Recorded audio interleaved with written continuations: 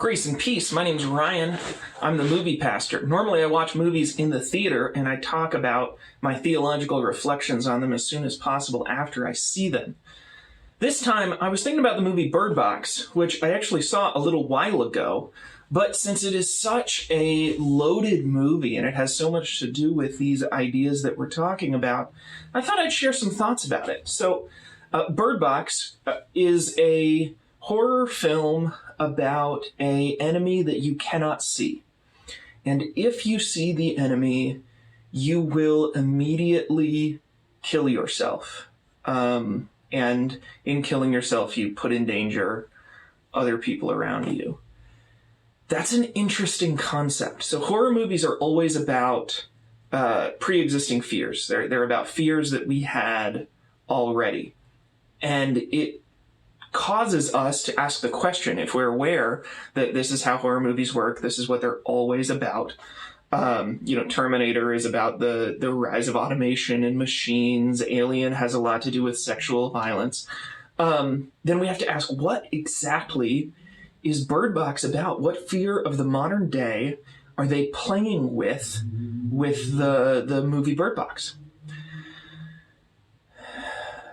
And it's not a question that I can answer definitively, but certainly the idea of a monster that makes you want to commit suicide or that makes you go crazy is very, very reminiscent of the great old ones from H.P. Lovecraft. Cthulhu and Hastur and these terrible beings that H.P. Lovecraft describes, that when you look upon them, you descend into madness.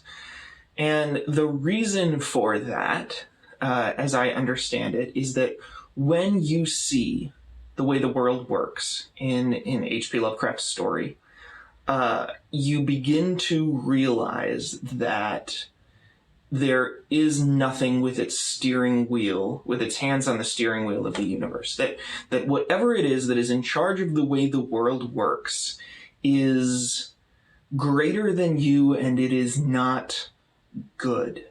That everything is wrong and nothing is okay.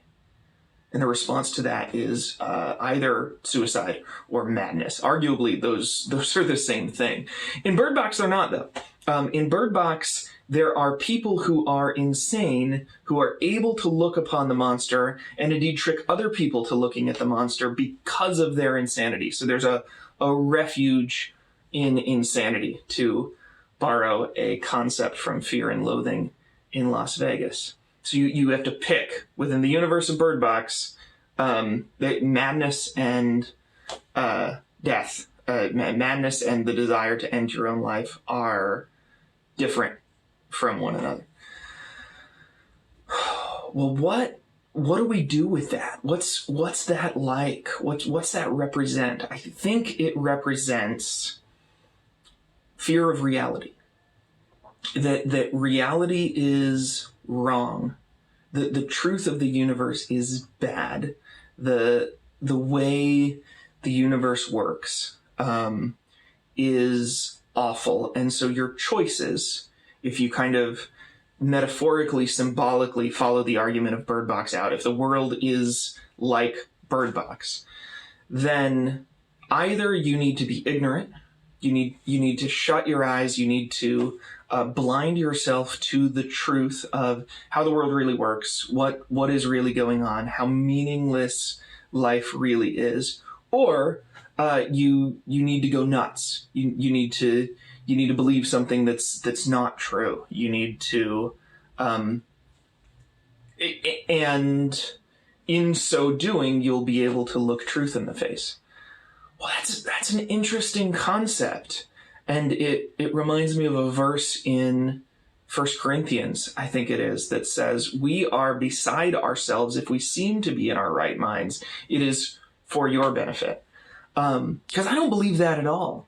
As a Christian, I believe that there is someone or something, there is a God who's got hands on the steering wheel of the universe, and that it is going to be okay. That some things are all right and some things are bad, but because I have this trust that there's something out there, that there's a plan, that there's a meaning, that there's a purpose, it allows me to look the evil of the world in the face and not lose my mind, or not descend into despair.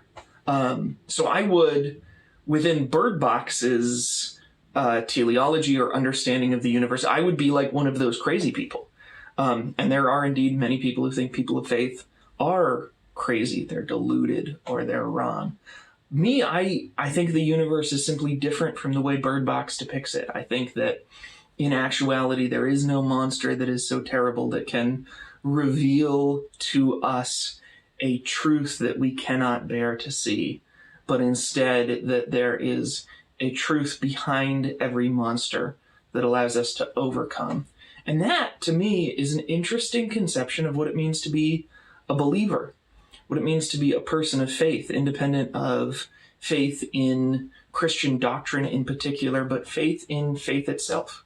To be someone who hopes, to be someone who believes, is to be someone who can open one's eyes, who does not need to be ignorant. But maybe I'm crazy. What do you think? Am I crazy? Sound off in the comments. And when in scenes of glory I sing the new song, 'twill be